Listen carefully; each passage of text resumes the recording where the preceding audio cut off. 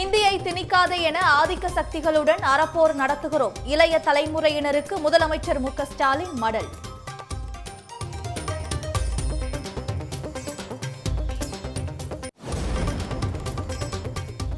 கல்வி நிதியை நிறுத்தி வைத்து மும்மொழி கொள்கையை ஏற்க நிர்பந்திக்கும் ஒன்றிய பாஜக அரசுக்கு எதிர்ப்பு.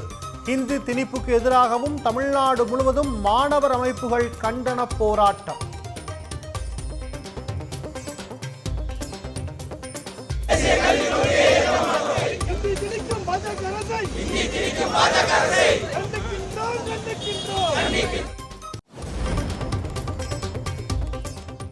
கருவாடு மீனாகாது, நயவஞ்சகம் வெற்றி பெறாது என ஓ பன்னீர்செல்வம் அறிக்கை. ஓநாயும் வெள்ளாடும் ஒன்றாக இருக்க முடியாது என்ற எடப்பாடி கருத்துக்கு பதிலடி.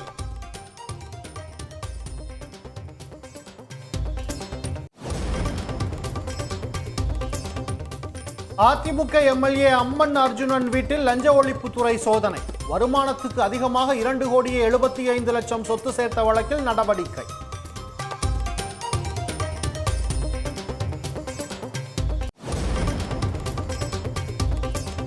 தங்கம் விலை சவரனுக்கு 160 ரூபாய் உயர்ந்து புதிய உச்சத்தை தொட்டது. சென்னையில் ஆபரண தங்கம் ஒரு சவரன் 64,600 ரூபாய்க்கு விற்பனை.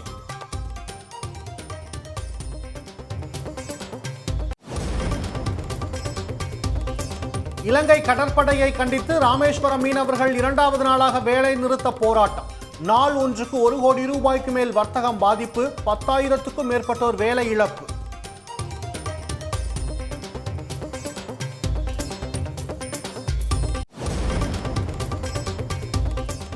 தமிழ்நாடு பட்ஜெட் குறித்து ஆலோசனை நடத்த முதலமைச்சர் தலைமையில் இன்று கூடுகிறது அமைச்சரவை. தொழில் முதலீடுகள் திட்டங்களுக்கு நிதி ஒதுக்குவதற்கு ஒப்புதல் வழங்க வாய்ப்பு.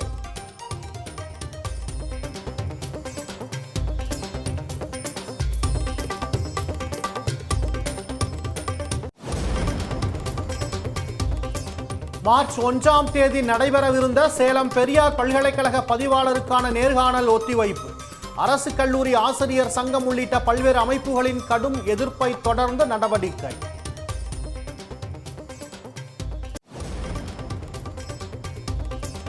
மதுரை விமான நிலையத்தில் 3 மாதங்களாக இரவில் ஒரே ஒரு விமான சேவை மட்டுமே இயக்கம். அனைத்து வசதிகள் இருந்தும் கூடுதல் விமானங்களை இயக்காதது ஏன் என மக்கள் கேள்வி.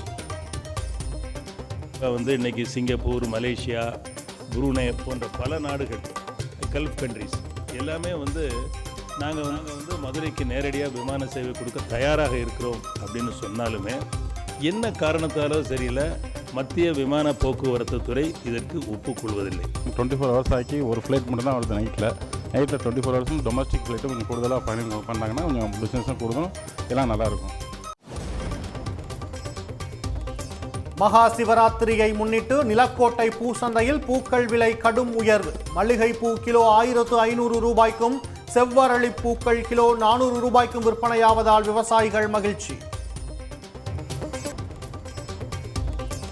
நாதகாவின் ராணிப்பேட்டை கிழக்கு மாவட்ட செயலாளர் பாவேந்தன் ஆதரவாளர்கள் 100 பேருடன் கட்சியிலிருந்து விலகுவதாக அறிவிப்பு. பெரியார் குறித்து அவதூறாக பேசி வரும் சீமானை கண்டித்து கட்சியிலிருந்து வெளியேறுவதாக கடிதம்.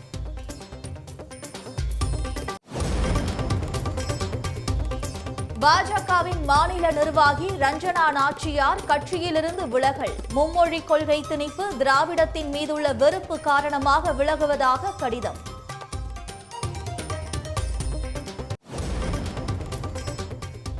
சுகாதாரம் மற்றும் ஊட்டச்சத்தில் விருதுநகர் மாவட்டம் முன்னோடியாக திகழ்வதாக நிதி ஆயோக் பாராட்டு.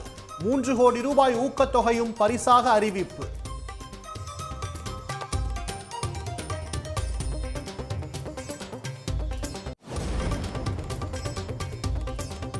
சென்னை புறநகர் ஏசி மின்சார ரயில் சேவையை அறிமுகப்படுத்தும் வகையில் சோதனை ஓட்டம். கோடை காலம் என்பதால் சேவை எப்போது தொடங்கும் என பயணிகள் எதிர்பார்ப்பு. ஏசி ட்ரெயின் வரனால என்ன ஆகும்னா கொஞ்சம் கூட ஃப்ரெஷ்ஷாக போகலான்ற மாதிரி தான் ஃபீல் ஆகும். ஏன்னா எல்லாரும் அங்கே இந்த க்ரௌடில் நெரிச்சு போகிற மாதிரி தான் இருக்கும்.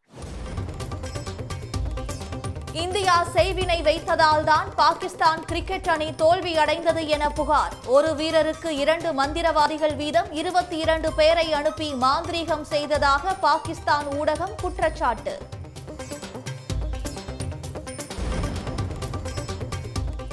பஞ்சாப் ஆம் ஆத்மி அரசுக்கு நெருக்கடி. காங்கிரஸில் சேர ஆம் ஆத்மி எம்எல்ஏக்கள் திட்டமிட்டுள்ளதாக தகவல்.